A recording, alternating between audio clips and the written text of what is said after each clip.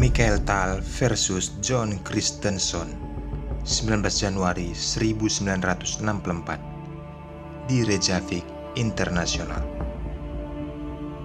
Pertandingan catur legendaris ini sangat penting bagi kita penikmat catur. Bagaimana kita bisa melihat dan mempelajari langkah yang dilakukan kedua pemain, terkhusus Michael Tal. Pada posisi ini, Michael Tal memegang bidak hitam dan John Christensen memegang bidak putih. Oke teman-teman, langsung saja kita menyimak jalannya pertandingan. Dan sebelum itu, mohon tombol like dan subscribe-nya. John Christensen memulai pion E2 langkah dan disambut Michael Tal dengan pion C2 langkah. Pembukaan ini, pembukaan Sisilia.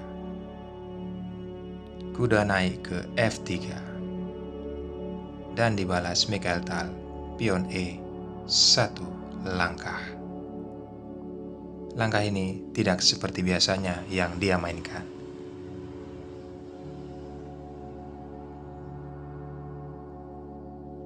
Pertukaran pion terjadi, dan kuda makan pion.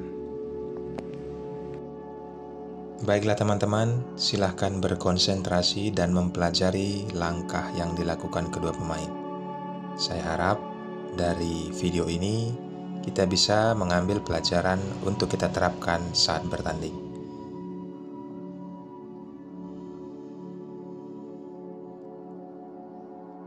Satu poin penting yang saya mau sampaikan kepada teman semuanya, setiap langkah yang dilakukan Michael Tal penuh dengan arti. Dari beberapa langkah sampai akhir, blunder tidak ada. Sudah saya pastikan blundernya tidak ada.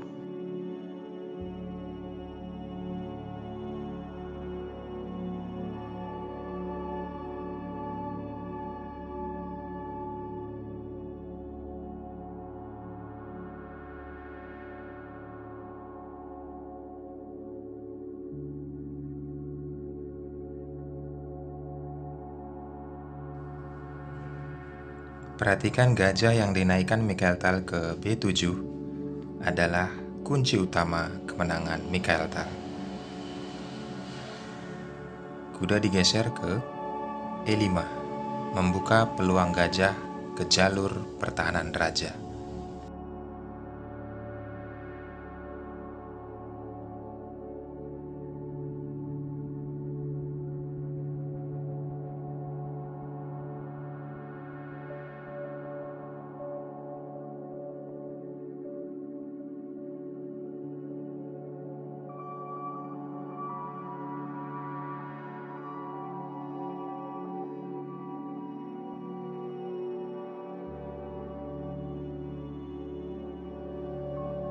Teman-teman perhatikan langkah ini.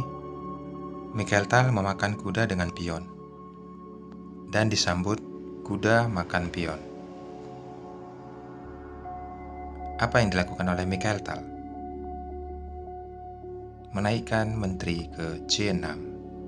Dengan kata lain, peluang putih akan bisa mendapatkan benteng dengan posisi kualitas. Di sini Michael Tal berpikir, jikalau dia kembali ke C7, maka kuda akan kembali lagi ke B5. Dan berulang jika dilakukan, maka akan remis. Lihat yang dilakukan Michael Tal. Dia mengorbankan menterinya.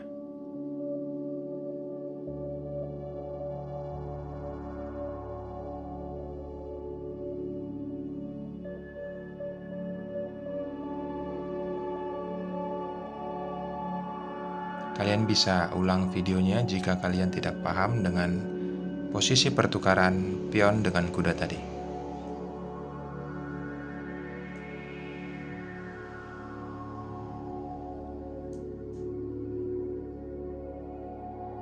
Raja bergeser, menghindari open dari kuda dan gajah.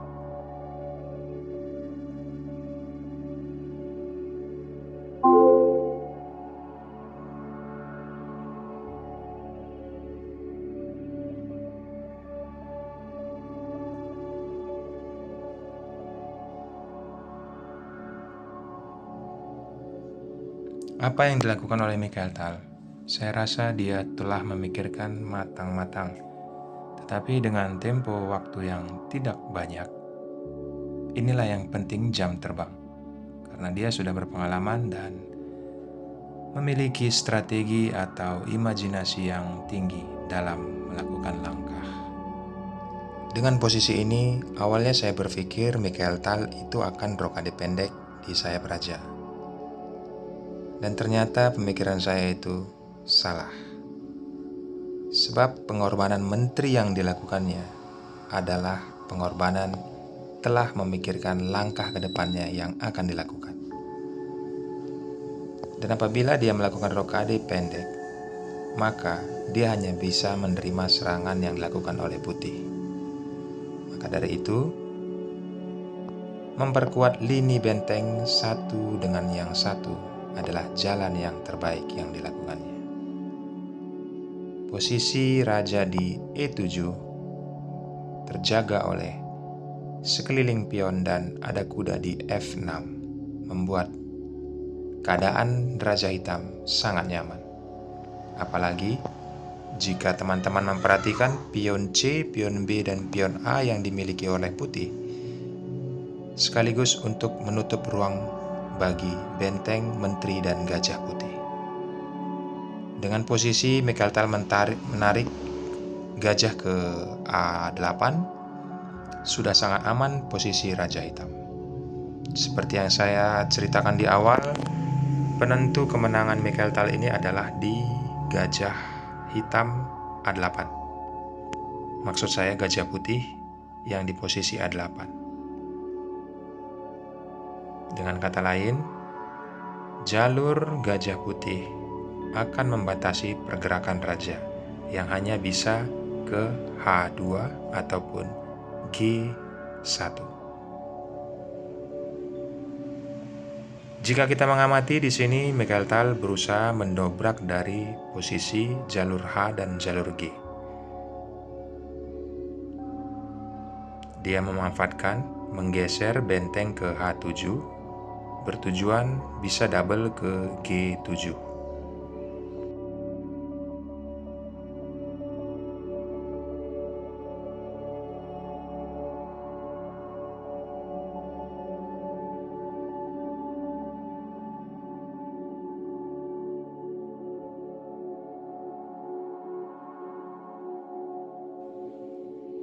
Dan John posisi putih tidak banyak pilihan, hanya bisa memakan pion kali pion dan langsung disambut kali benteng.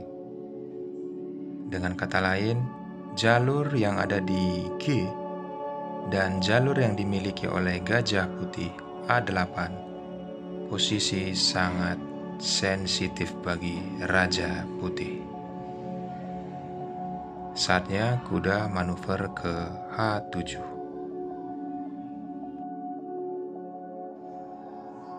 Seperti yang saya katakan, manuver kuda akan naik ke G5 yang bertujuan untuk mematahkan pion yang ada di E4. Tetapi itu ending dari perjalanan langkah yang akan dilakukan oleh Mikhail Tal, sehingga membuat open skak pada gajah A8.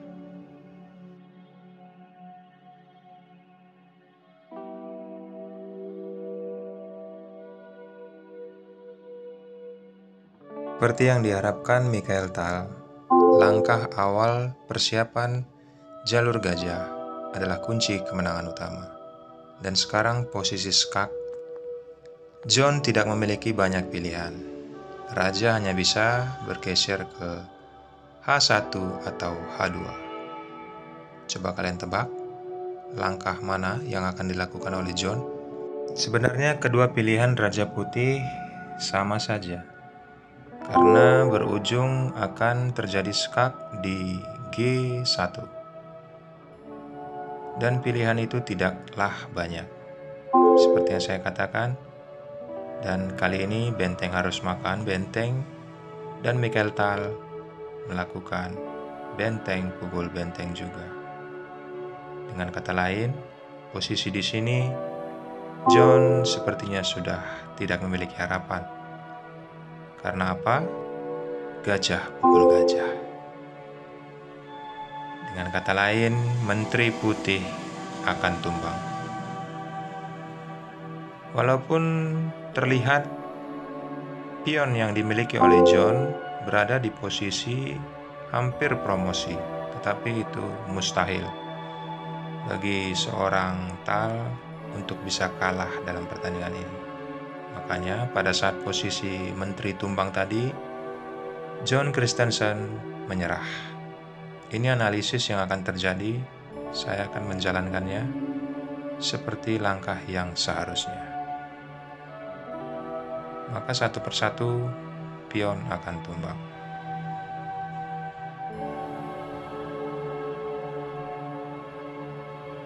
Dan terima kasih yang telah bergabung. Jangan lupa like, komen, dan subscribe agar kalian bisa mendapatkan notifikasi untuk video-video terbaru. Akhir kata, saya ucapkan thanks and God bless.